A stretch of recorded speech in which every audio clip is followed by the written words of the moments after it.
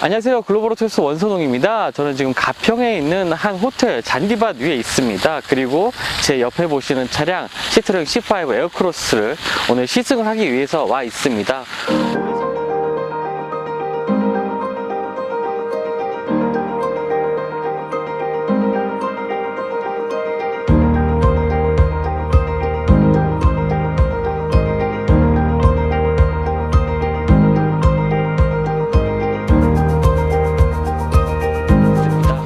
오늘 상당히 날씨가 좋아졌습니다. 봄을 건너뛰고 갑자기 여름에 초입에 온 게 아닌가 하는 그러한 생각이 들 만큼 아주 좋은 날씨인데요. 이렇게 좋은 날씨에 시트로엔 C5 에어크로스 같이 좀 개성있고 좀 재미있는 차량 시승하게 된 것도 참 인연인 것 같습니다. 그럼 지금부터 시트로엔 C5 에어크로스 어떤 특징 가지고 있는지 디자인부터 한번 차근차근 살펴보도록 하겠습니다. 디자인 설명해 드리기 앞서서요, 좀 몇 가지 설명드릴 내용이 있는데요. 일단 플랫폼에 대한 내용입니다. C5 에어크로스 같은 경우는 시트로엔 그룹, PSA 그룹의 EMP2 플랫폼을 사용하고 있습니다. EMP2 플랫폼 같은 경우에는 2013년부터 이제 사용된 신규 플랫폼인데요.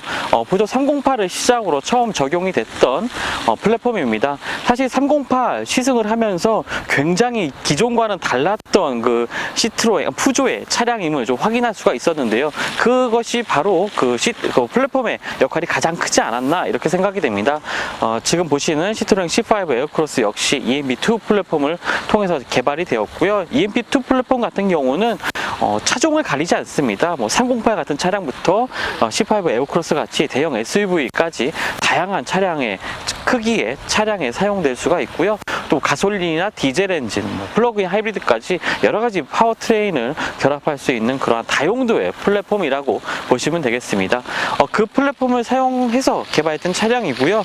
크기 같은 경우는 전체적인 크기는 산타페의 크기라고 보시면 되겠습니다. 길이 같은 경우에 조금 짧습니다. 한 20cm 정도가 짧긴 한데요.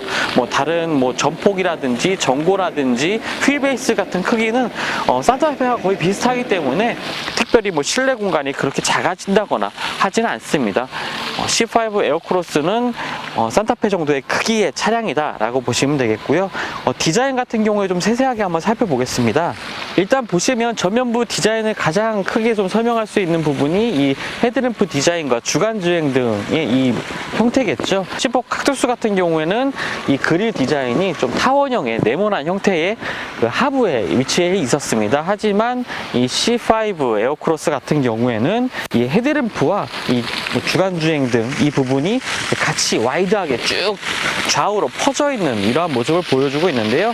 플래그십 SUV다운 그러한 성격을 보여주는 이 디자인을 바로 이러한 부분에서 좀 보여주고 있는 것 같습니다. 그리고 하단부에 보면은 또 이 부분 역시 이제 C4 칵투스에서 봤던 이러한 빨간 색상의 이런 디자인 요소들이 적용된 것을 볼 수가 있는데요. C4 칵투스에서는 이 안에 이제 안개등이 위치해 있었죠. 하지만 안개등이 사라지고 사라진 것이 아니라 이쪽 좌우로 끝으로 좀 안개등이 위치해 있고 이 부분은 이제 디자인 요소로만 강조되는 그러한 부분을 보여주고 있습니다.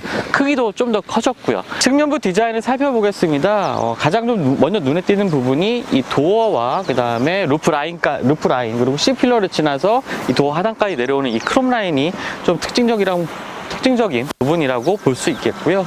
사실 그 기존의 요 하위 모델이죠. C4 칵투스 같은 경우에는 이 도어와 윈도우가 상당히 좀 작았습니다. 그래서 2열 공간에서 조금 좀 답답한 기분을 느꼈었던 반면에 C5 에어크로스 같은 경우에는 플래그십 모델답게 상당히 넓은 그 유리창, 2열 유리창도 보여주고 있고요. 또 이 부분에 추가 글라스가 또 더해졌습니다. 그래서 시야가 훨씬 더 2열에서 답답함을 느끼기보다는 조금 더 개방감 있는 기분을 느낄 수 있는 부분이 아닌가 싶고요. 또 하단에 보시면 전면부에서 봤던 그런 디자인 특징들이 이 부분에도 이게 나와 있습니다. C4 칵투스에도 적용되어 있던 부분이 바로 이런 디자인이었죠. 그리고 타이어를 한번 잠시 살펴보겠습니다. 미쉐린 프라이머시 3 타이어인데요. 이 타이어 같은 경우에는 조금 더 정숙성을 추구하는 그러한 성격의 타이어입니다. 아무래도 C5 에어크로스 같은 경우에 플래그십 SUV를 표방하고 있는 만큼 이제 편안함, 그 다음에 안락함을 상당히 슬로건으로 내걸고 있는 차량이거든요. 그렇다 보니까 이 타이어 역시 이러한 성격의 타이어를 장착을 해서 여러 가지 편안함을 좀 강조하고 있는 분위기를 외관에서 좀 살펴볼 수 있는 것 같습니다. C5 에어크로스의 후면 디자인의 좀 특징이라고 볼 수 있는 부분이 바로 이 후면의 리어 램프의 그 모양이라고 좀 볼 수 있겠습니다. 네 개의 그 사각형, 라운드된 사각형이 모여있는 리어 램프 디자인을 보여줄 수가 있는데요. 이런 것들이 조금 개성 있게 느껴지는 부분이기도 하고요. 후면 같은 경우에 기존의 이 하위 모델인 C5 칵투스 같은 경우에 이 리어 범퍼의 위치가 상당히 좀 껑충하게 올라와 있는 것을 좀 확인할 수가 있었습니다. 이러한 모습을 통해서 좀 더 경쾌한 그 SUV의 성격을 좀 보여줬다면요. C5 에어크로스 같은 경우에는 전체적으로 좀 무게 중심을 낮춘 듯한 그러한 디자인을 보여주고 있습니다. 범퍼의 위치도 상당히 좀 아래쪽에 있고요. 전체적으로 뭐 짐을 싣기도 편한 정도의 위치로 이렇게 디자인이 되어 있습니다. 트렁크 한번 좀 열어볼게요. 열어보면은 지금 행사장에 여러 가지 지금 소품들을 준비를 해놨는데, 특히 이 트렁크 같은 경우 공간에 지금 뭐 여러 가지 캠핑 장비들을 조금 실어놨습니다. 보시면 아시겠지만 벌써 짐의 양이 상당합니다. 지금 기본적으로 이제 580리터 기본으로 하고 있고요. 시트를 눕히게 되면 1630리터까지 좀 확장되는데요. 이것만 봐도 상당히 꼼꼼하게 지금 짐을 많이 넣은 상태인데도 불구하고 상당히 여유 있는 공간, 적재 공간 좀 가지고 있다라고 좀 확인해 볼 수가 있겠습니다. 그럼 지금부터는요, 좀 실내 디자인 한번 살펴보도록 하겠습니다. C5 에어크로스 같은 경우에 기존에 그 시트로잉에서 보여줬던 시트로잉 SUV에서 적용됐던 여러 가지 디자인 요소들을 또 C5 에어크로스에서도 확인할 수가 있는데요. 일단은 C4 칵투스에서부터 이어졌던 1세대 모델에서부터 이어졌던 이런 디자인 요소들을 확인할 수가 있습니다. 보통 이제 앞면에서 보았던 그 디자인 요소들, 그 사각형의 라운드 처리된 이 사각형 모양들이 이 실내에서도 계속 이어지고 있는 걸 확인할 수가 있는데요. 스티어링 휠에서도 그렇고요. 이 송풍구 디자인들도 그러한 라운드 처리된 사각형 디자인들로 좀 특징적인 모습들을 보여주고 있습니다. 그리고 대시보드 위쪽은 플라스틱 소재인데요. 그 앞쪽으로 갈색의 그 가죽 소재가 더해져 있습니다. 촉감도 상당히 부드럽고요. 쿠션감도 있어서 편안한 실내 분위기 만드는데 좀 어느 정도 도움을 주고 있는 것 같고요. 이러한 가죽 소재들은 이 센터 콘솔 박스 그리고 글로브 박스 쪽에도 좀 적용이 되어 있습니다. 계기판을 한번 살펴보면요, 12.3인치 디지털 클러스터 계기판이 장착이 되어 있습니다. 모든 정보들을 이제 디지털로 표시해서 다양한 정보들 확인할 수 있고, 또 시인성도 상당히 괜찮은 그러한 디지털 계기판을 보여주고 있고요. 그 옆에는 대시보드 상단에 8인치 터치 스크린이 위치를 해 있습니다. 하단에는 무선 충전도 지원하고 있고요. 또 그 아래쪽에는 이렇게 에코, 스포츠 이렇게 두 가지 주행 모드 버튼이 위치를 해 있습니다. 그리고 기어 노브 오른쪽에는요, 주행 상황, 그 도로 상황에 맞게 구동력을 배분해주는 이러한 다이얼이 위치해 있는데요. 다이얼에 사실 그 돌리는 이 촉감이나 소리나 약간 유격도 있고요. 그런 것들이 조금 부족해 보이는 부분이 있지만 구동력을 배분해주는 아주 중요한 기능이자 도움이 되는 기능이 아닐 수가 없습니다.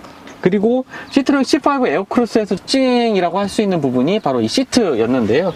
이 시트 같은 경우에 중심에 이제 두툼한 우레탄 폼이 적용되어 있고, 또 그 주변을 15mm로 고밀도 폼으로 감싸서 착자감과 시트의 그 안정감, 운전자의 안정감을 줄 수 있는 그러한 시트로 좀 만들어졌다고 합니다. 직접 봐도요, 쿠션감이 좀 상당히 좋고요. 또 격자 무늬까지 이렇게 좀 덧대어 있는 이 네모난 형태, 어디 가라 이 네모난 형태가 계속 이어지고 있습니다. 이러한 스티치가 더해져 있고 쿠션감도 괜찮고요.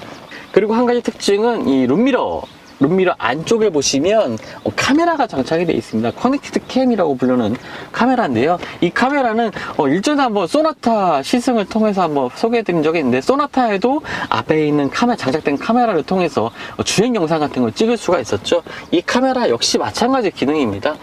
내장되어 있는 그 메모리를 사용을 하고요. 이 안에 저장된 영상은 뭐 USB라든지 그다음에 5핀 단자를 통해서 이제 전송을 할 수가 있다고 합니다. 지금 이제 2열 공간으로 좀 옮겨왔습니다. 2열을 좀 확인해 보겠는데요. 일단은 파노라믹 루프가 적용되어 있고요. 하단에 보시면 뭐 러기지 그물망이 되어 있는 1열 시트 뒤쪽에는 이제 그물망으로 수납 공간이 있고, 시트 같은 경우에도 뭐 앞에 1열 시트와 같은 소재의 시트가 이렇게 위치를 해 있습니다. 송풍구가 개별 송풍구 2열 송풍구가 위치를 해 있고요. 그리고 하단에는 USB 포트가 하나가 좀 장착이 되어 있습니다. 시트 같은 경우에는 모두 3명이 탑승할 수 있는 이러한 구조로 되어 있는 시트입니다. 각 개별 시트 모두 앞뒤 슬라이드가 가능한 이러한 구조로 되어 있고요. 3명이 탑승하기에도 충분한 공간인 것 같습니다.